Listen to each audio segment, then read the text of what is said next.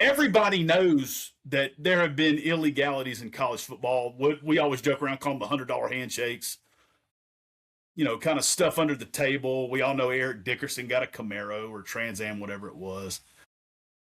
And that stuff has gone on for a long time. And people said, well, all we got to do is make it all legal, and none of that will take place anymore. Well, it's just like in the United States when the government got a great idea to ban alcohol. It's called prohibition. And all that did was give rise to Al Capone. So instead of creating one problem, getting rid of a problem, we created a monster that was enormous. And I think that's what's happened here with college football is now Pandora's box has been opened, and basically it's Al Capone now. It's organized crime. It is poaching players. All the and if you need to know the seriousness of it and how rampant it is, just go look at all the stuff that's taken place between LSU and Ole Miss, and that stuff is not even close to being over. Now there was something that came out about leaking the new payroll, basically the payroll sheet of the new players coming in that was more than what the former players were leaking, and supposedly Lane Kiffin was in on that to get those players to get pissed off to want to leave so that he can get a bunch of them to come to LSU. So that's what this has created. It's basically created an organized system for poaching players, throwing money over the table and not even caring.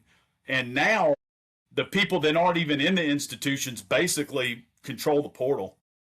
I mean, when you have these big money people coming in and buying quarterbacks for $5 and $6 million, I mean, you had this situation with Underwood last year. He was supposedly given $12 million by just a donor from Michigan, and so rather than the NCAA saying, "Hey, this is the program we're going to institute.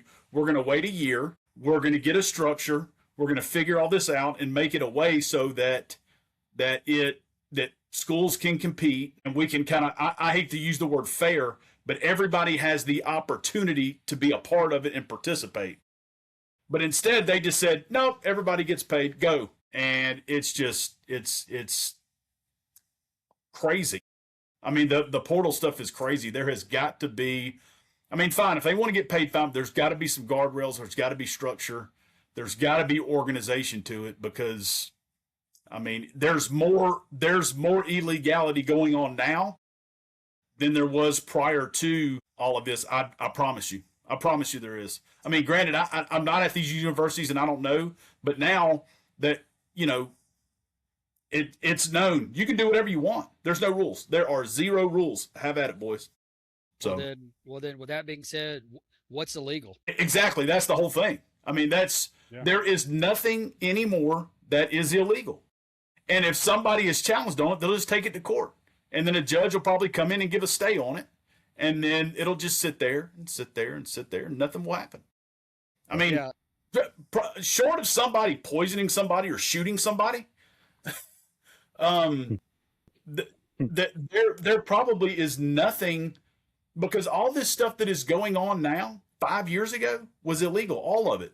Hollywood Smothers enrolls at Alabama, and then basically gets bought to go to Texas. I mean, I thought once a player enrolled in a program or enrolled at a school that he was there, but I don't know. Maybe I'm just old school. Maybe I'm just too old to understand what's going on,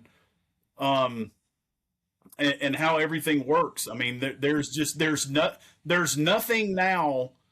I mean, you can just call players and just say, "Hey, we'll give you $100K if you enter the portal. Just enter the portal. We'll give you $100K," and it's nothing more than just trying to take away from other people's rosters.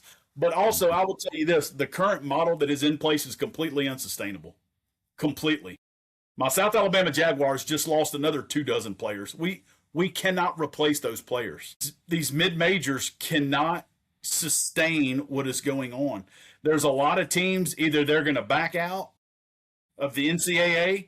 I'm telling you guys, that sounds far-fetched. It also sounded far-fetched 5 years ago for players to get paid. Nothing is out of the realm of possibility anymore. So some of these smaller schools, they're going to start backing out and they're going to play their own football, or they're just going to dissolve football.